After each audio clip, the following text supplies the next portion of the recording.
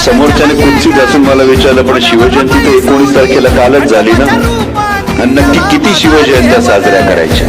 तारखेची करायची, तिथीनुसार करायची, की तिकडे पश्चिम महाराष्ट्रात आमच्याकडं अक्षय तृतीयेला एक वेगळी साजरी केली जाते ती करायची?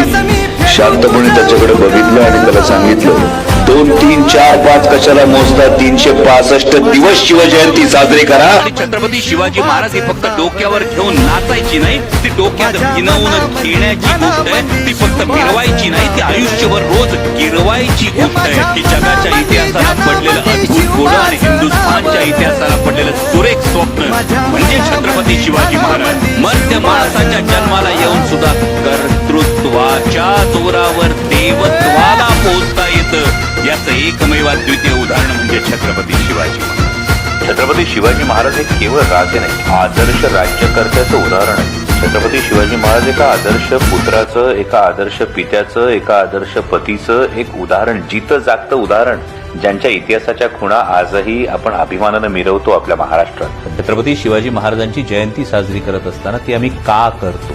तर महाराज कोण होते हे आपल्या प्रत्येकाला ठाऊक आहे, पण महाराज काय होते हे जर समजून घेण्याचा प्रयत्न केला तर मला वाटतं ही 350 वर्ष जी एक अफाट प्रेरणा आपल्याला प्रेरणा देते, ती पुढची कैक शतकं या हिंदुस्थानला प्रेरणा देत राहील, इथल्या तरुणाईला प्रेरणा देत राहील. आणि मग खऱ्या अर्थानं जेव्हा छत्रपती शिवाजी महाराज की म्हटल्यानंतर आम्ही जय जयकार करू, तेव्हा स्वर्गात महाराजांच्या चेहऱ्यावर सुद्धा एक हास्याची लकीर उमटेल.